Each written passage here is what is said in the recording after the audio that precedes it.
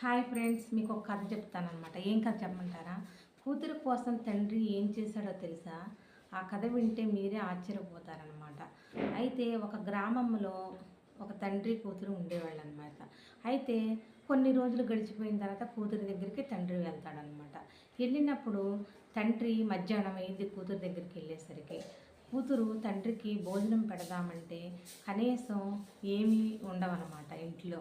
అయితే నాన్న భోజనం చేద్దుగాని ఉండని చెప్పేసి వంటగదిలోకి వెళ్ళిద్ది కూతురు. వెళ్తే వంటగదిలోకి వెళ్ళి చూస్తే ఈ డబ్బా తుడిసిన ఇప్పుడు బియ్యం కూడా రావన్నమాట.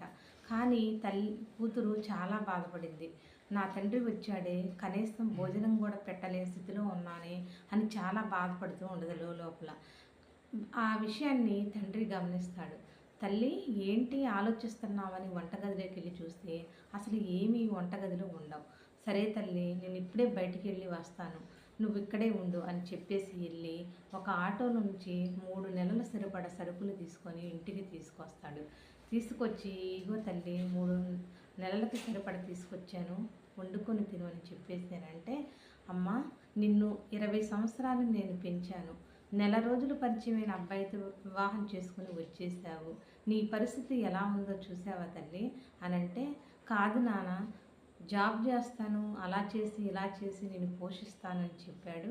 ఆ మాటలు నమ్మి నేను వివాహం చేసుకుని వచ్చాను, నేనే 4 చోట్ల పనిచేసి వచ్చిన డబ్బులతో పోషిస్తున్నాను అని చెప్పేసి తండ్రికి చెప్పి కూతురు చాలా బాధపడింది అనమాట. సరే తల్లి, నీకు కొన్ని రోజులలో మంచి రోజులు వస్తాయిలే తల్లి అని చెప్పేసి కూతురికి ధైర్యం చెప్పి తండ్రి వెళ్ళిపోతాడు. అలా వెళ్ళిన తర్వాత కొన్ని రోజులైన తర్వాత నిజంగానే ధనవంతులు అవుతారు వాళ్ళు. వాళ్ళు